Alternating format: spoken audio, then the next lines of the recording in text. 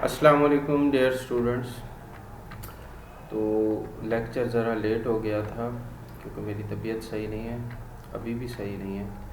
चूँकि आपका टेस्ट है मंडे वाले दिन, तो मैंने सोचा है कि आज आपको मंडे वाले टेस्ट की तैयारी करवा दूँ ताकि आपका टेस्ट अच्छा हो जाए। तो हम ये मल्टीनेशनल कंपनीज़ के बारे में पढ़ने लगे हैं। बेनिफिट्स ऑफ मल्टीनेशनल कंपनीज़ को MNCs भी कहा जाता है। ये एब्रीवेशन है, ये बड़ी मशहूर एब्रीवेशन है MNCs, ठीक है। अब ये जो मल्टीनेशनल कंपनीज़ होती हैं ना, ये डिफरेंट कंट्रीज़ में ऑपरेट करती हैं, ठीक है ना। डिफरेंट कंट्रीज़ में जाके अपना बिज़नेस को स्टार्ट करती हैं, वहीं पे फैक्ट्री लगाती हैं, वहीं पे प्रोडक्शन करती हैं। इसके बरक्स एक होती है इंटरनेशनल कंपनी। वो किसी दूसरी कंट्री में जाके फैक्ट्री नहीं लगाती, बल्कि इंटरनेशनल कंपनी ये है। फॉर एग्जांपल पाकिस्तान की एक कंपनी है, ये पाकिस्तान में ही प्रोडक्शन करती है, चीज़ों को बनाती है और फिर उससे बेचने दूसरे कंट्रीज़ में जाती है या दूसरे कंट्रीज़ में उनको बेचती है, यानी ट्रेड करती है, एक्सपोर्ट करती है, ठीक है ना। तो वो इंटरनेशनल कंपनीज़ होती हैं। मल्टीनेशनल कंपनीज़ और इंटरनेशनल कंपनीज़ में फ़र्क है। मल्टीनेशनल कंपनीज़ पहले बता चुका, ये डिफरेंट कंट्रीज़ में ऑपरेट कर रही हैं, डिफरेंट कंट्रीज़ में इन्होंने अपनी फैक्ट्रियाँ खोली हुई हैं, वहीं पे जाके उसी मुल्क के अंदर ही प्रोडक्शन करते हैं। लेकिन इंटरनेशनल कंपनी जिस मुल्क से उसका ताल्लुक होता है, उसी मुल्क में वो प्रोडक्शन करती है, किसी और मुल्क में जाके प्रोडक्शन नहीं करती, बल्कि यहाँ से गुड बना के फिर उसे ट्रेड करती है, उसे बेचती है दूसरे मुल्कों में जाकर, ठीक है। तो ये फ़र्क है मल्टीनेशनल कंपनी और इंटरनेशनल कंपनी में, MNCs में और इंटरनेशनल कंपनीज में। अब आगे यहाँ पे उन्होंने मिसाल भी दी है, एक मिनट। अब यहाँ पे वो मिसाल भी दे रहे हैं नेस्ले की। नेस्ले एक मल्टीनेशनल कंपनी है, multinational food and beverage company that has it headquarter in Switzerland. Switzerland में उसके हेडक्वार्टर है, ठीक है। लेकिन ये इंटरनेशनल कंपनी नहीं है, ये मल्टीनेशनल है। आपको पता होगा कि पाकिस्तान में इसकी डिफरेंट जगहों पे इनका प्रोडक्शन सेंटर लगे हुए हैं, यहीं पे ये प्रोडक्शन करती हैं, यहीं पे जो फूड इन्होंने दूध बनाना होता है, इन्होंने ये पानी को फ़िल्टर करते हैं, तो यहीं पे प्रोड्यूस करते हैं। अगर ये कंपनी स्विट्ज़रलैंड में होती, ठीक है ना, और वहीं प्रोडक्शन करके वहाँ से पाकिस्तान में चीज़ें भेजती, तो फिर इंटरनेशनल कंपनी कहलाती, ठीक है ना। लेकिन ये मल्टीनेशनल कंपनीज है, ठीक है ना। It has 447 production plants in 194 countries, यानी 194 कंट्रीज़ में ये काम कर रही है, ठीक है ना। एंड एम्प्लॉयज़ अराउंड 333,000 पीपल, इसके एम्प्लॉयज़ हैं जो काम कर रहे हैं। तो अब आपने ये समझ लिया कि ये जो MNCs हैं ये होती क्या है, ठीक है ना, और इंटरनेशनल कंपनी क्या होती है। तो हमारा ज़्यादा फोकस MNCs पे रहेगा। अब हम देखते हैं कि benefits of operation as an MNC, यानी अगर MNC काम करे, MNC के काम करने के फ़ायदे क्या होंगे, ठीक है। Lower cost to labour and other resources in host countries, ठीक है।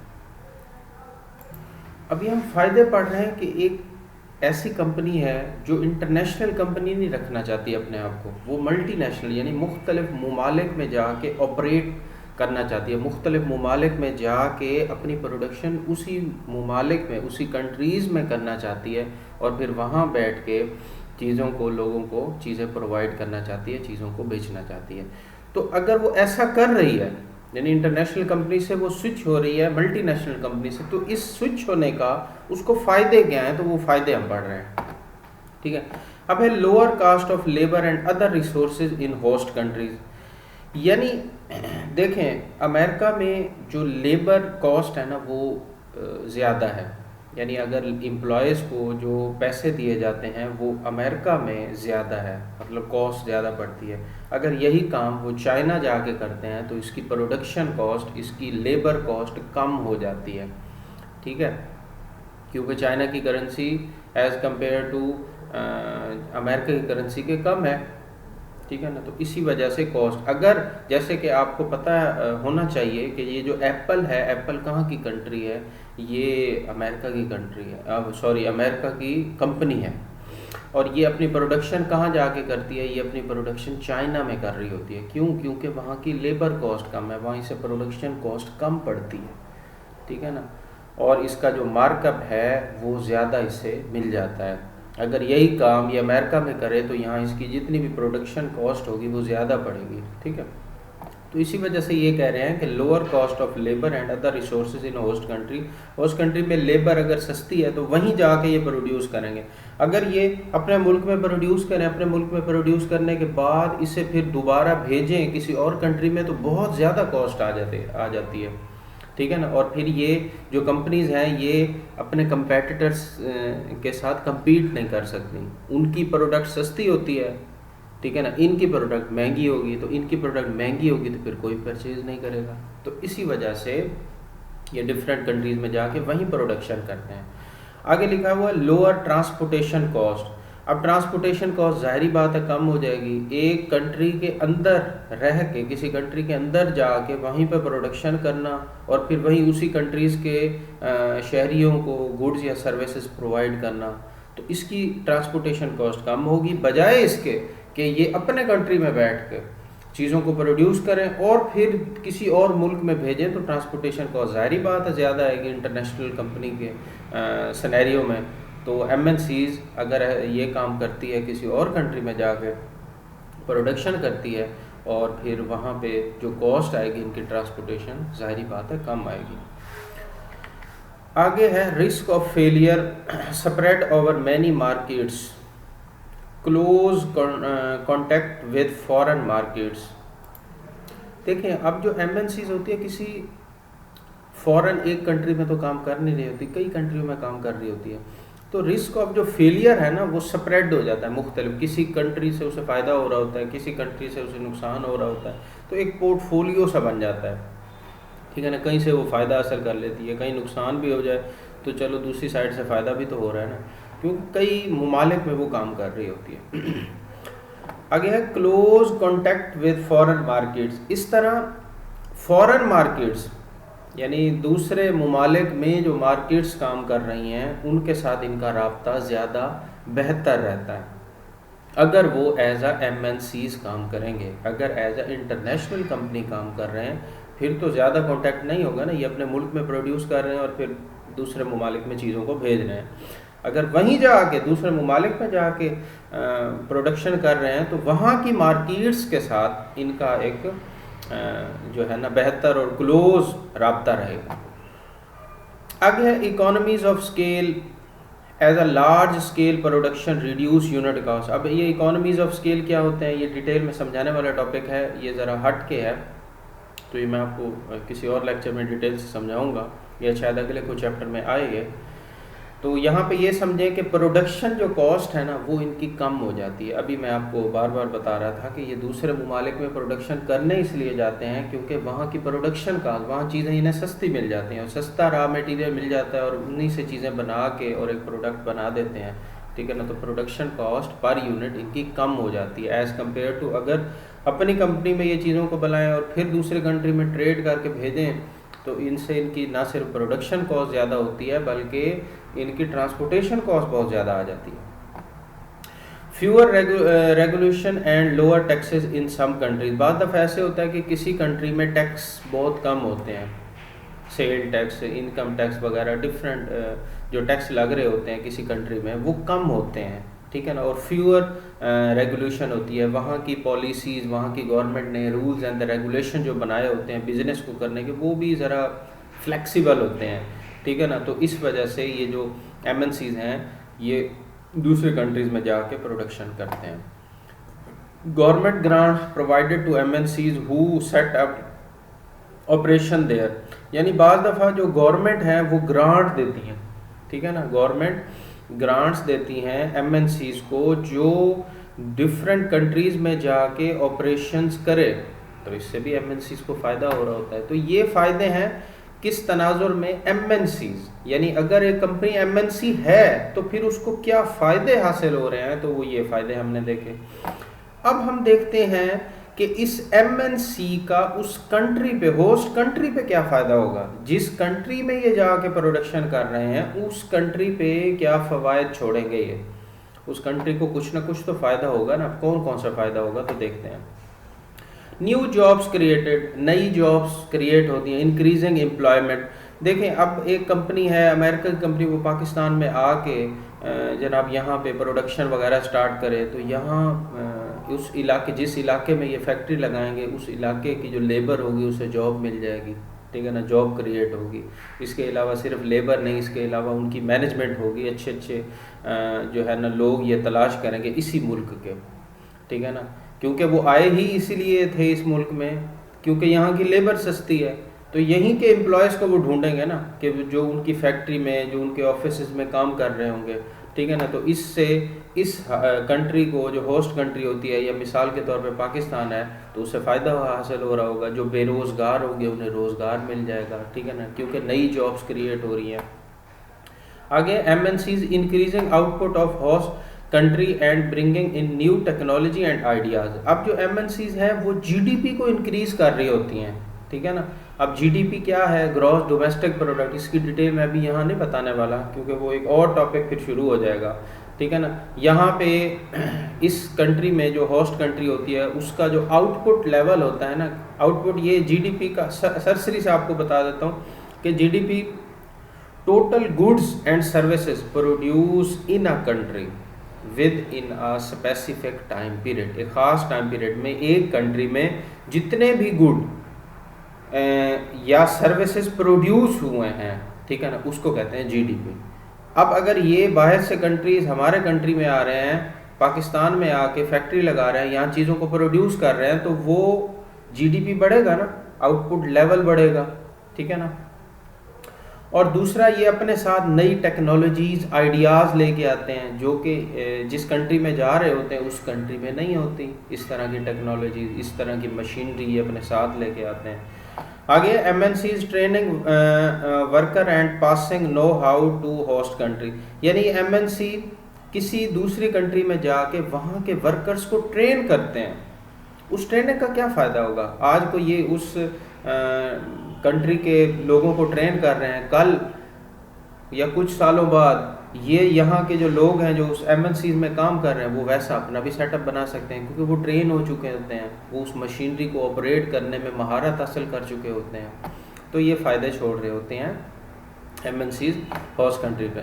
आगे MNCs raising the export level of host country. अब देखें एमएनसी किसी भी मुल्क में जाके चीज़ों को प्रोड्यूस कर रहे हैं तो वहाँ में भी हो सकता है कि वहाँ से वो एक्सपोर्ट भी कर रहे हों किसी और कंट्रीज़ में, ठीक है ना। तो इस तरह एक्सपोर्ट लेवल भी बढ़ सकता है उस कंट्री का, ठीक है ना। Thus improving the economic situation, MNCs economic situation को इम्प्रूव कर रहे होते हैं, ठीक।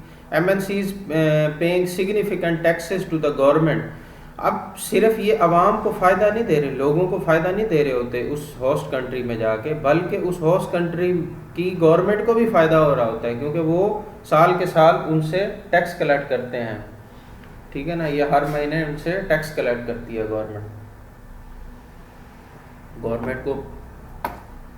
गवर्नमेंट का रेवेन्यू जनरेट हो रहा होता है इन्हीं एमएनसीज की वजह से। तो उम्मीद है कि अब आपको ये क्लियर हो गया होगा कि एमएनसीज के फ़ायदे क्या हैं। Benefits of operating as an MNC, अगर एक कंपनी एज ए एमएनसी काम करती है तो खुद उसको क्या फ़ायदे होंगे, और जिस कंट्री में जाके वो काम करते हैं उस कंट्री के लोगों के लिए या उस कंट्री के की गवर्नमेंट के लिए क्या फ़ायदे हो सकते हैं, तो वो भी हमने देख लिए, ठीक है। अब हम आगे देखते हैं डिसएडवांटेजेस ऑफ मल्टीनेशनल कंपनीज। अब जिस तरह फ़ायदे हैं इस तरह डिसएडवांटेजेस भी हो सकते हैं मल्टीनेशनल कंपनीज़ के उन कंट्रीज़ पे जिसमें ये जाके ऑपरेट कर रही हैं, ठीक है। Despite the many advantages provided to host countries, multinational companies might lead to the following disadvantages. Increase in negative externalities, environmental damage due to large scale production. देखें जब ये किसी कंट्री में जाते हैं वहाँ जाके फैक्ट्रियाँ लगाते हैं तो वहाँ उन फैक्ट्रियों से कार्बन डाइऑक्साइड इमिट होती है, और कार्बन डाइऑक्साइड जब इमिट होती है तो उस कंट्री का जो इन्वायरमेंट है वो पोल्यूट होना स्टार्ट हो जाता है, और उस कंट्री का जो इन्वायरमेंट है उसमें कार्बन डाइऑक्साइड बढ़ती, उसकी मिकदार में कार्बन डाइऑक्साइड बढ़ती चली जाती है, जिसके बहुत बुरे असरात पड़ रहे हैं जो है ना फसलों पे, ठीक है ना, जिसकी वजह से क्लाइमेट चेंज हो रहा है। क्लाइमेट चेंज इस वक्त का एक इंटरनेशनल मसला है। मैंने अपना एमफिल का थीसिस भी क्लाइमेट चेंज पे किया है। मैं थोड़ा सा एक आपको बता देता हूँ। देखिए, जब भी फैक्ट्रीज होती हैं वो कार्बन डाइऑक्साइड इमिट करती हैं। कार्बन डाइऑक्साइड के इमिट होने की वजह से माहौल गर्म हो रहा है, क्लाइमेट चेंज हो रहा है, और क्लाइमेट चेंज होने के इस पूरी दुनिया पे पता क्या असरात हो रहे हैं। जितने भी समुद्रों में ये ग्लेशियर है ना, ये पिघल रहे हैं, ठीक है ना, और इनके पिघलने की वजह से ज़मीन, ये पानी की जो सतह है वो बुलंद हो रही है। और कहा यह जाता है अगर समंदरों में पानी की सतह इसी तरह बुलंद होती रही और ग्लेशियर पिघलते रहे तो कुछ सालों बाद सिंगापुर पानी में डूब जाएगा पूरा का पूरा, ठीक है ना। और आपको पता है ज़मीन के 4 हिस्से किए जाए तो 3 हिस्से पे पानी है। पानी बहुत ज़्यादा है, ज़मीन के खुश्क एरिया जो है वो कम है। तो ये उसी तनाजुर में ये बताया जा रहा है कि अगर ये MNCs किसी कंट्री में जाके वहाँ पे प्रोडक्शन करते हैं, लार्ज स्केल प्रोडक्शन, तो वहाँ का एनवायरनमेंट भी पोल्यूट हो रहा होता है, ठीक है।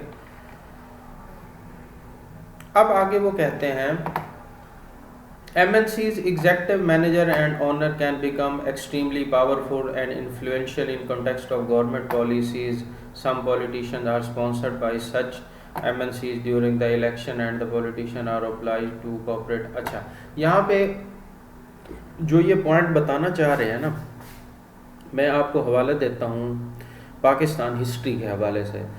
आपको याद होगा, आपने पढ़ा होगा पाकिस्तान की हिस्ट्री में कि ईस्ट इंडिया कंपनी आई थी सब कॉन्टिनेंट में, कारोबार के हवाले से वो आई थी, लेकिन आहिस्ता आहिस्ता उसने पूरे सब कॉन्टिनेंट पे अपना कंट्रोल जमा लिया था। वो पूरे सब कॉन्टिनेंट पे उसने अपना कंट्रोल कर लिया था।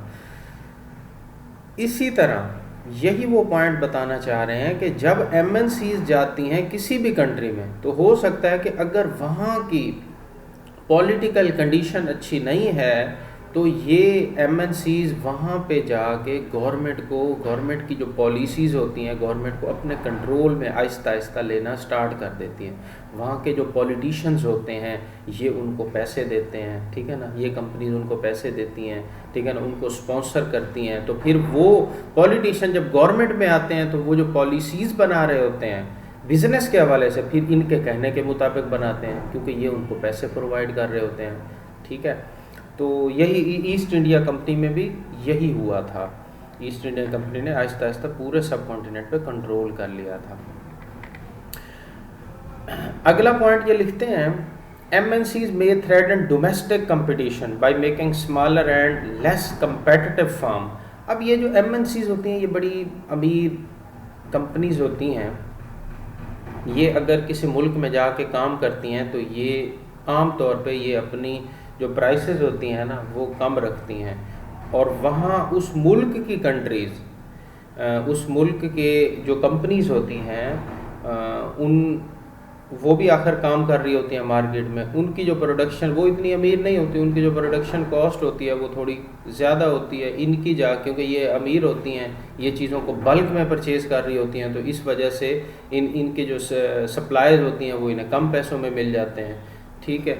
तो ये compete कर जाती हैं फॉरेन मार्केट की कंपनीज़ के साथ। अब मैं आपको मिसाल देता हूँ। मिसाल के तौर पे ये एप्पल जो है, एप्पल मिसाल के तौर पे पाकिस्तान में आके प्रोडक्शन कर रही है, मिसाल के तौर पे यहाँ उसकी प्रोडक्शन कॉस्ट कम पड़ रही है। और यहाँ इस मुल्क में भी एक कंपनी है, मिसाल के तौर पे लिनीवो समझ लें कि पाकिस्तान की कंपनी है, मिसाल के तौर पे है तो, और वो भी यहाँ पे जो है ना लैपटॉप्स, मोबाइल वगैरह डिफरेंट चीज़ें बना रही है। अब ये उसको compete कर जाएगी एक लिहाज से, तो इसके पास नई टेक्नोलॉजी होगी, और पाकिस्तान में लिनोवो के पास इतनी अच्छी टेक्नोलॉजी नहीं होगी, क्योंकि ये बाहर से आई हैं, ये बड़ी अमीर है, अपने साथ नई टेक्नोलॉजी रखते हैं। एक टेक्नोलॉजी के लिहाज से, प्रोडक्शन कॉस्ट के लिहाज से, ठीक है ना, ये दूसरी जो मुल्क की कंपनीज होती हैं उसके साथ compete कर जाती हैं, ठीक है ना, उनको नुकसान होता है और इनको फ़ायदा हो रहा होता है।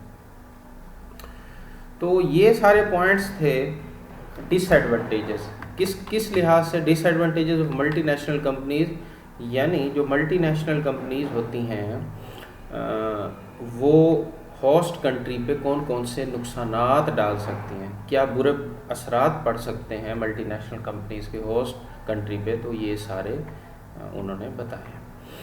ठीक है, अब हम अगला टॉपिक स्टार्ट करने लगे हैं, वो है features and types of cooperatives. ठीक है, अब ये कोऑपरेटिव क्या होता है इसे समझने की कोशिश करते हैं। Cooperative is a voluntary association between individual who own and control it for their mutual benefit, यानी ये एक वॉलंटरी एसोसिएशन है लोगों के दरमियान जो ओन करते हैं, कंट्रोल इट, यानी जो कोऑपरेटिव होता है उसके मालिक कौन होते हैं, यही जो आपस में एसोसिएट कर रहे होते हैं फॉर देयर म्यूचुअल बेनिफिट, अपने फ़ायदे के लिए। ठीक है, यानी दो या दो से ज़्यादा लोग मिल के कोई एक कोऑपरेटिव बनाते हैं और उसके मेंबर बन जाते हैं। जब वो उसके मेंबर बनते हैं तो वो जो भी काम कर रहे होते हैं सिर्फ उसका फ़ायदा उन्हीं मेंबर्स को होगा, ये वो बिज़नेस नहीं कर रहे हैं। बिज़नेस ज़रा डिफरेंट होता है। बिज़नेस ये कि दो या दो से ज़्यादा लोग मिल के पैसा लगाते हैं, ऑर्गेनाइजेशन बनाते हैं, ऑर्गेनाइजेशन बनाने के बाद वो उसमें प्रोडक्शन करेंगे या सर्विसेज प्रोवाइड करेंगे और फिर उससे पैसा कमाएंगे, ठीक है ना, और लोगों को गुड्स प्रोवाइड करेंगे। लेकिन कोऑपरेटिव में ऐसा नहीं है। कोऑपरेटिव में दो या दो से ज़्यादा लोग मिल के काम करते हैं आपस में, और उस काम के नतीजे में जो फ़ायदा हो रहा होगा ना वो सिर्फ उन्हीं मेंबर्स को हो रहा होगा जिनकी वो कोऑपरेटिव है, किसी और को वो फ़ायदा नहीं दे रहे होते। ठीक है, तो ये फ़र्क है कोऑपरेटिव में और बाकी जो बिजनेसेस होते हैं, जैसे कॉरपोरेशन हो गया, अभी मल्टीनेशनल कंपनी पढ़ लिया, वो भी प्रोडक्शन करती है, इंटरनेशनल कंपनी ये प्रोडक्शन करती है, तो ये सिर्फ ऑनर्स नहीं यूज़ करते उन प्रोडक्ट्स को, बल्कि ये लोगों को बेचते हैं प्रोडक्ट्स और फिर उनसे मुनाफा कमाते हैं। आगे है, the membership is open and equal for any member of the society regardless of amount of money that person invested in the organization, meaning that every member will have one vote। अब यहाँ पे ये कह रहे हैं membership open है सब के लिए, कोई भी इसमें आ सकता है। ये इन्होंने रिस्ट्रिक्शन नहीं लगाई होती कि वो फलां पर्सन इस कोऑपरेटिव में आ सकता है बाकी नहीं आ सकते, तो मेंबरशिप ओपन है। ठीक है ना, and equal for any member of the society, उस सोसाइटी का कोई भी पर्सन उसमें आ सकता है इजीली और उसके पास इक्वल मेंबरशिप होगी। ठीक है ना, regardless of the amount of money that the person invested in the organisation, regardless, इससे फ़र्क नहीं पड़ता कि वो कितना पैसा ऑर्गेनाइजेशन में लगा रहा है, जो भी मेंबर होगा उसके पास एक वोटिंग पावर होगा, यानी वन वोटिंग पावर उसको मिलेगी, चाहे उसका पैसे 1 लाख उसने इन्वेस्ट किया है, चाहे 10 लाख इन्वेस्ट किया है, लेकिन उसकी इक्वल मेंबरशिप होगी। जो पावर पर्सन ए के पास होगी वही पावर पर्सन बी के पास होगी। ठीक है ना, तो ये कोऑपरेटिव, और कोई पाबंदी नहीं होती, ये ओपन है मेंबरशिप, कोई पाबंदी नहीं है कि फ़लाँ पर्सन इसका मेंबर बन सकता है, फ़लाँ नहीं बन सकता, कोई पाबंदी नहीं, ओपन है। अब आगे कहते हैं, most type of the cooperative do not have profit as their major objective. अब ये जो कोऑपरेटिव है इनका मकसद ये नहीं होता कि प्रॉफिट कमाएंगे, वो तो बिजनेस का मकसद होता है। ठीक है ना, इनका मकसद हरगिज़ प्रॉफिट कमाना नहीं होता, इनका मकसद सिर्फ ये होता है कि हम जो मेंबर्स मिल के हमने कोऑपरेटिव बनाई है सिर्फ हमें फ़ायदा हो, बस। ठीक है ना, प्रॉफिट कमाना हरगिज़ इनका मकसद नहीं होता।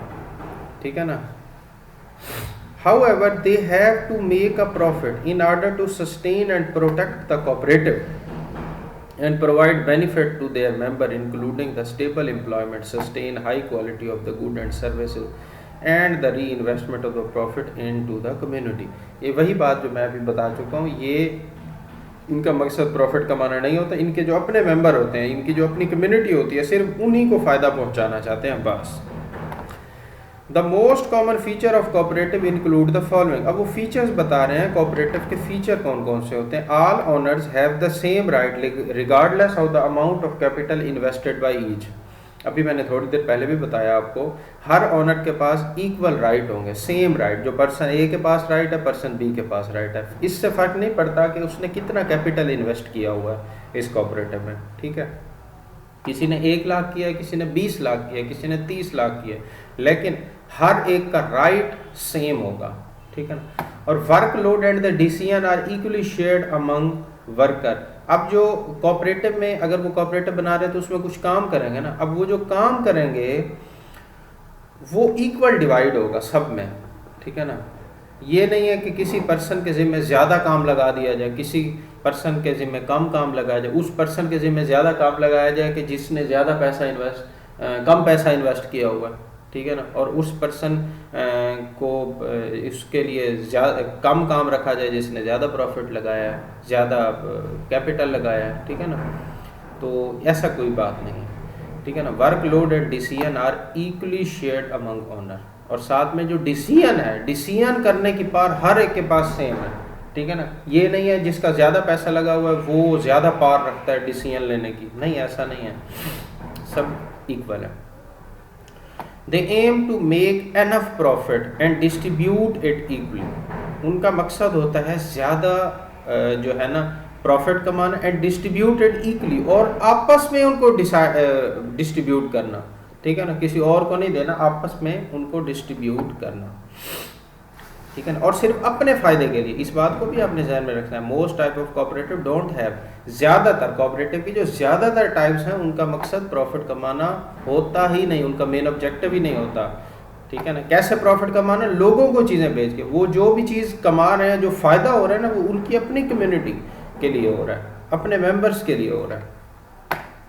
आगे shares are issued and sold to stock, ये share holder are member not openly on the stock exchange market.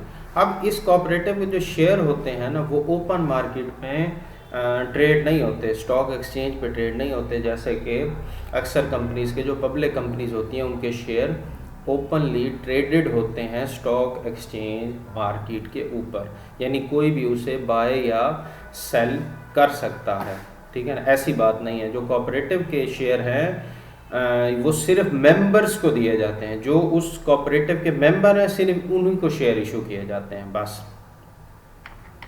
आगे है owners have limited liability. Owner have limited liability का ये मतलब है कि अगर कोऑपरेटिव को कोई नुकसान हो जाता है तो उस कोऑपरेटिव के जो मेंबर हैं वो अपने पर्सनल एसेट्स को बेच के नुकसान का अजाला नहीं करेंगे। अगर किसी को कोऑपरेटिव ने उधार देना है, उधार लिया था और उसे पे बैक नहीं किया और उस कोऑपरेटिव को नुकसान हो जाता है तो उसके जो ऑनर होंगे, उसके जो मेंबर होंगे वो अपने पर्सनल एसेट को बेच के कर्ज अदा नहीं करेंगे। इसको कहा जाता है लिमिटेड लायबिलिटी। और एक होती है अनलिमिटेड लायबिलिटी, जैसा कि आपने सोल ट्रेडशिप में पढ़ा होगा या सोल प्रोप्राइटरशिप, एक ही चीज़ है, उसमें लायबिलिटी अनलिमिटेड होती है, यानी अगर कोई लॉस हो जाए, अगर किसी को उधार देना पड़े तो जो उसका ऑनर होता है वो अपने पर्सनल एसेट्स को बेच के वो उधार चुकाता है। अब आगे कहते हैं the firm is owned by worker and customer, यानी जो वो फार्म बनी है, जो कोऑपरेटिव बनी है, वो किसकी मलकियत है? वो उन्हीं वर्कर्स की, उन्हीं कस्टमर की, उन्हीं मेंबर्स की मलकियत है जिन्होंने उसे बनाया है। Membership is open and voluntary to all, यानी पहले भी इसके बारे में जिक्र हुआ, मेंबरशिप ओपन है, कोई भी उसका मेंबर बन सकता है, ठीक है ना, कोई पाबंदी नहीं है। और वॉलंटरी टू ऑल, सब के लिए आज़ादी है कि कोई भी उसका मेंबर बन जाए। Concern for community is high. अच्छा, यहाँ पे ज़्यादातर कंसर्न ये होता है कि हमने कम्युनिटी यानी जो मेंबर्स हैं उनके लिए काम करना है, ठीक है ना, यही उनका कंसर्न होता है। अब जब वो फीचर्स बता चुके हैं ना यहाँ उन्होंने पहले तो कोऑपरेटिव के बारे में बताया होता क्या है, फिर उन्होंने मेन फीचर्स बताए, ये इंपॉर्टेंट है, आपने याद कर लेने हैं। अब वो टाइप्स बता रहे हैं, डिफरेंट कैटेगरीज हैं कोऑपरेटिव की जो एग्जिस्ट करती हैं। कौन कौन सी? एक वर्कर कोऑपरेटिव होती है, एक कंज्यूमर कोऑपरेटिव, एक हाउसिंग कोऑपरेटिव और एक रिटेल आर प्रोड्यूसर कोऑपरेटिव, यानी there are 4 types of cooperative. First one is worker cooperative. Worker cooperative run by worker, worker के नाम से है ना, worker cooperative run by worker, और वर्कर ही वही ऑनर होते हैं who own all the share and receive equal profit such as farming cooperative, ठीक है ना। मिसाल दे रहा है, वर्कर कोऑपरेटिव की मिसाल दे रहा है कि जैसे फार्मिंग कोऑपरेटिव होती है, where the money is pool to acquire resources, जहाँ पे पैसे इकट्ठे किए जाते हैं, जितने भी वर्कर होते हैं वो पैसा इकट्ठा करते हैं ताकि कोई रिसोर्सेज को ख़रीदा जा सके, उसे एक्वायर किया जा सके, ठीक है ना। आगे वो कहते हैं consumer, other type of the cooperative is consumer cooperative. Consumer cooperative establish as retail enterprises to provide a wide variety of goods and services. अब इसका काम क्या होता है, एक वाइड वेराइटी ऑफ गुड या सर्विसेज प्रोवाइड करना, किन को, अब बाकी लोगों को नहीं, उन्हीं मेंबर्स को, कोऑपरेटिव के मेंबर्स को, ठीक है ना। Such as health and child care service to their member at affordable prices. यानी जो भी कंज्यूमर कोऑपरेटिव का पार्ट होगा उसको हेल्थ सर्विसेज प्रोवाइड की जाएंगी, चाइल्ड केयर की सर्विस प्रोवाइड की जाएगी, बाकी हर किसी को नहीं की जाएगी, सिर्फ उन्हीं को जो उनके मेंबर हैं, ठीक है। तो ये कंज्यूमर कोऑपरेटिव में आ गया। आगे हाउसिंग कोऑपरेटिव। हाउसिंग कोऑपरेटिव तो आपने अक्सर सुना होगा, जैसे ये PCSIR, ये हाउसिंग कोऑपरेटिव सोसाइटी है, ठीक है। तो ये क्या करती है, housing cooperative that exist to buy and manage low cost housing. यानी इसका काम होता है कि ये बाय करे लो कास्ट हाउस और फिर उसको मैनेज करे, allowing residents to share the ownership and live together with equal occupancy right। यानी इसका मकसद होता है कि जो भी फ़ायदे हैं, ठीक है ना, उस सोसाइटी में रहने वालों को वो उन्हीं को प्रोवाइड किए जाएं, ठीक है ना, और लो कॉस्ट पे। अब PCSIR को अगर कोई फ़ायदा हो रहा है, अगर उससे प्रॉफिट कोई हो रहा है, जैसे कि वो जो है ना मंथली बेस पे या ईयरली बेस पे कुछ जो है ना चार्जेस कलेक्ट करते हैं, अगर उससे कोई फ़ायदा हो रहा है तो वो किसी PCSIR से बाहर जाके लोगों में डिस्ट्रीब्यूट नहीं कर देंगे, वो उन्हीं के ऊपर लगाते हैं, उस सोसाइटी के बनाओ सिंगार पे लगाते हैं, अच्छे अच्छे पार्क्स बनाते हैं, ठीक है ना, ताकि उस सोसाइटी में रहने वाले लोगों को फ़ायदा हो। आगे है retail or producer cooperative exist for the benefit of small businesses. They are formed by several small businesses sharing technology and capital assets such as machinery and labor and making bulk purchases of raw material। अब ये जो retail या producer cooperative है, ये different छोटे छोटे businesses मिल के ना एक कोऑपरेटिव बना लेते हैं, ठीक है। लोग मिल के नहीं, बल्कि बिजनेसेस मिल के एक कोऑपरेटिव बना लेते हैं। They are formed by several small businesses sharing technology. वो आपस में टेक्नोलॉजी को शेयर करते हैं और कैपिटल एसेट्स मतलब पैसे को या लैंड को, मशीनरी को, किसी भी चीज़ को शेयर करते हैं और फिर कोई प्रोडक्शन करते हैं और उससे जो फ़ायदा हासिल होता है वो फिर वही बिजनेसेस जो कि इसके मेंबर होते हैं वही इससे फ़ायदा हासिल कर लेते हैं, किसी और को फ़ायदा नहीं जाके पहुंचाते।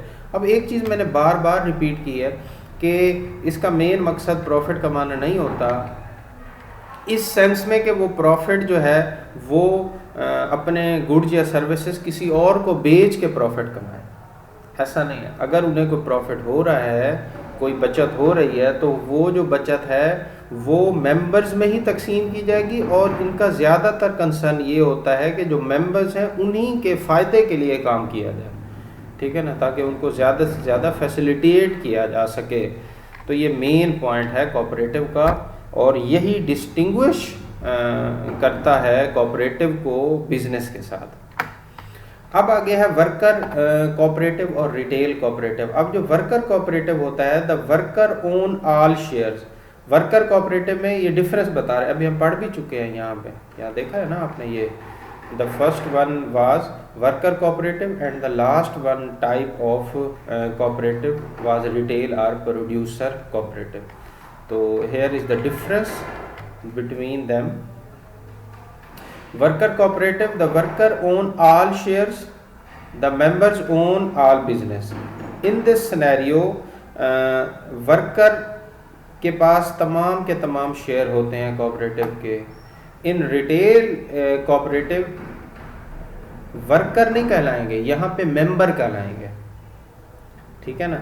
फ़र्क होते एक ही है, एक ही तरह की चीज़ें हैं, ठीक है ना। यहाँ पे वर्कर जितना भी उसके शेयर है वो वर्कर के पास होंगे और यहाँ वर्कर वर्ड ही यूज़ करोगे आप, मेंबर यूज़ करोगे, ठीक है ना। अब क्यों? क्योंकि रिटेल कोऑपरेटिव में डिफरेंट बिजनेसेस आपस में मिल के कोऑपरेटिव बना रहे होते हैं, ठीक है ना, तो इसलिए उसने वर्ड यहाँ मेंबर यूज़ किया, वर्कर नहीं यूज़ किया। एक ये चीज़ का फ़र्क रखना। और वो फार्म किसकी होगी, पूरी की पूरी कोऑपरेटिव किसकी होगी, वो उन्हीं मेंबर्स की होगी। यहाँ पे कोऑपरेटिव किसकी होगी, वो वर्कर की होगी। आगे वो कहते हैं वर्कर मैनेज द बिजनेस। अब ये जो वर्कर होते हैं वो बिजनेस को मैनेज कर रहे होते हैं। यहाँ manager are hire to run the business. यहाँ पे वो जो मेंबर होते हैं वो खुद बिजनेस को रन नहीं करते, बल्कि वो किसी और मैनेजर को हायर करते हैं, वो बिजनेस को रन करता है, उस बिजनेस को, ठीक है, यानी वो उस कोऑपरेटिव को रन करता है, कहने का ये मतलब है। Worker have limited liability. यहाँ वर्कर की लाइबिलिटी लिमिटेड होती है, और यहाँ ऑनर्स, ऑनर कौन से, यही मेंबर, इनकी लाइबिलिटी लिमिटेड होती है। आगे है workers share any profit generated. अब वो जो अगर को एनी देखा ना, एनी प्रॉफिट, अगर कोई प्रॉफिट जनरेट हुआ है तो वर्कर आपस में शेयर करेंगे। यहाँ जो प्रॉफिट हुआ वो मैनेजर नहीं शेयर कर लेंगे आपस में, क्योंकि मैनेजर को तो हायर किया गया था उस कोऑपरेटिव को रन करने के लिए। अब अगर कोई प्रॉफिट होता है तो वो मेंबर्स आपस में उसे डिस्ट्रीब्यूट करेंगे।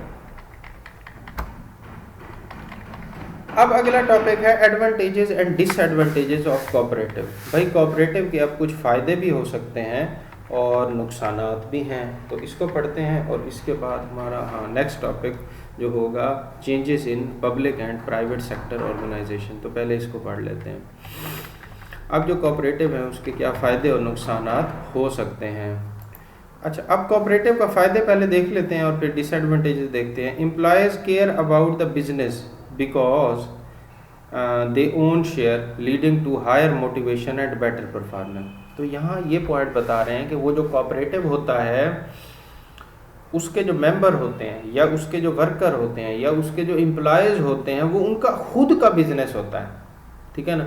जब किसी इंसान का खुद का बिजनेस हो तो फिर वो ज़्यादा मोटिवेटेड होता है कि अच्छा परफॉर्म करे, अच्छे तरीके से काम करे, ठीक है ना। तो यही वो पॉइंट यहाँ पे बताना चाह रहे हैं कि employees care about the business, वो बिजनेस का बड़ा ख्याल रखते हैं, बिकॉज दे ओन शेयर, क्योंकि वो उन्हीं का अपना बिजनेस है, ठीक है ना। अब ये चीज़ उनमें ये एहसास कि ये हमारा अपना ही बिजनेस है, हमारा अपनी ही फार्म है, हम खुद इसके मालिक हैं, तो ये एहसास ये उन्हें लीड करता है, lead to higher motivation and better performance, ठीक है ना। ये उन्हें मोटिवेट करता है और साथ में उनसे जो है ना एक्सपेक्ट किया जा सकता है कि वो अच्छा परफॉर्म करेंगे, क्योंकि उनमें एहसास होता है कि ये हमारा अपना बिजनेस है। आगे है employee vote and take part in decision making process resulting in higher motivation and commitment. देखें यहाँ पे जो एम्प्लॉयज़ होते हैं, यहाँ पे अब एम्प्लॉय के वर्ड से आपने कंफ्यूज नहीं होना कि ये वो वाले एम्प्लॉयज़ की बात की जा रही है कि जो एम्प्लॉयर के कंपनी में काम कर रहा होता है। ये एम्प्लॉयज़ मतलब कोऑपरेटिव के सेंस में हम बात कर रहे हैं। आपने देखा होगा कि बाद जगह वो एम्प्लॉयर का वर्ड यूज़ कर रहा है, बाद जगह वर्कर का वर्ड, बाद जगह जो है ना मेंबर का वर्ड यूज़ कर रहा है। तो ये जो भी वो वर्ड यूज़ करें, लेकिन मेन आइडिया ये है कि जो एम्प्लॉयज़ होते हैं, वर्कर होते हैं, मेंबर, ये सारे उस कोऑपरेटिव के ओनर होते हैं, ठीक है ना, मालिक यही होंगे। तो इससे अपने आप को कंफ्यूज नहीं करना। Employee vote and take part in decision making. अब वो जो एम्प्लॉय होते हैं वो सारे के सारे डिसीजन मेकिंग में पार्टिसिपेट करते हैं, उसमें हिस्सा लेते हैं हर, क्योंकि मैंने शुरू में आपको बताया था कि हर मेंबर के पास एक वोटिंग पावर होती है, रिगार्डलेस कि उसने कितना पैसा इन्वेस्ट किया है, ठीक है ना। आगे है productivity is high since the worker care about added value and increasing output for the member. अब जो प्रोडक्टिविटी है कोऑपरेटिव की वो ज़्यादा होती है, क्यों? क्योंकि उसमें जो काम करने वाले लोग हैं उन्हें पता है कि हमारा बिजनेस है, हमारा काम है, तो हमने इसे अच्छे तरीके से करना है, बेहतरीन तरीके से करना है, ठीक है ना, ताकि ज़्यादा से ज़्यादा फ़ायदा हासिल हमें हो, क्योंकि फ़ायदा भी तो उन्हीं को हो रहा होता है ना। तो इससे जो प्रोडक्टिविटी है वो हाई हो जाती है कोऑपरेटिव की। अच्छा, आगे है पॉजिटिव एक्सटर्नैलिटीज़ इंक्रीज जो है ना since co-ops are build on being socially responsible. अब यहाँ पे ये है कि वो देख रहे होते हैं कि जो भी हम काम कर रहे हैं वो सिर्फ अपने फ़ायदे के लिए नहीं कर रहे हैं, यानी एक कोऑपरेटिव है उसमें जितने भी मेंबर हैं वो सिर्फ अपने फ़ायदे के लिए तो काम नहीं कर रहे हैं, वो जो काम करेंगे उसका फ़ायदा दूसरे मेंबर को भी हो रहा होगा, उसका फ़ायदा तीसरे मेंबर को भी हो रहा होगा, उसका फ़ायदा चौथे मेंबर को भी हो रहा होगा, तो वो सोशली इस लिहाज से भी रिस्पॉन्सिबल रहते हैं। तो अब हम पढ़ते हैं डिसएडवांटेजेस कि कोऑपरेटिव के जो है वो नुकसानात क्या क्या हो सकते हैं। Decision making is relatively slow. Decision making slow हो जाता है। क्यों? क्योंकि बहुत सारे मेंबर हैं, तो सारे मेंबर ने डिसीजन मेकिंग में पार्टिसिपेट करना है। अब कोई मेंबर यहाँ नहीं है, मुल्क से बाहर गया हुआ है, शहर से बाहर गया हुआ, तो वो डिसीजन मेकिंग, अगर कोई अहम फैसला लेना था तो वहीं धरा का धरा रह जाता है, यानी वो फैसला हो ही नहीं पाता। सारे मिल बैठ के मीटिंग करेंगे तो फिर ही कोई फैसला होगा ना। तो इस वजह से जो डिसीजन मेकिंग का प्रोसेस है वो स्लो हो जाता है। आगे है conflict between member more likely. अब देखें, जब भी दो या दो से ज़्यादा लोग मिल के फैसला करने लगते हैं ना, तो उनमें कोई ना कोई कन्फ्लिक्ट लाजमी हो जाता है। एक मेंबर कहता है कि मैं ये समझता हूँ ये फ़ैसला बेहतर है, दूसरा कहता है मैं ये समझता हूँ मेरा फ़ैसला बेहतर है। तो on the basis of different opinions उनमें कन्फ्लिक्ट हो सकता है।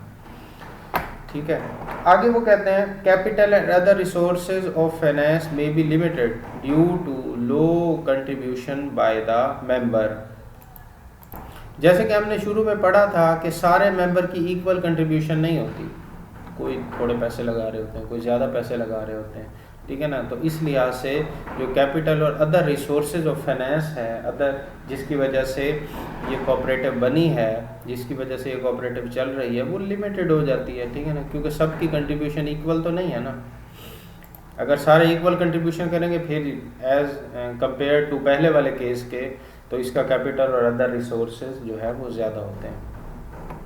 If employees do not have self interest motivation and the productivity will decrease. अगर जो एम्प्लॉयज़ हैं वो सेल्फ इंटरेस्ट नहीं लेते, यानी ये एहसास नहीं रखते कि हमारा अपने बिजनेस है, हमें अच्छे तरीके से काम करना चाहिए, तो प्रोडक्टिविटी कम हो जाती है। इधर हमने पढ़ा था कि एक दूसरे किस्म का एहसास भी हो सकता है, ये एहसास कि वो ये समझें कि ये हमारा बिजनेस है तो हमें अच्छे तरीके से काम करना चाहिए, तो इस वजह से प्रोडक्टिविटी हाई हो जाती है।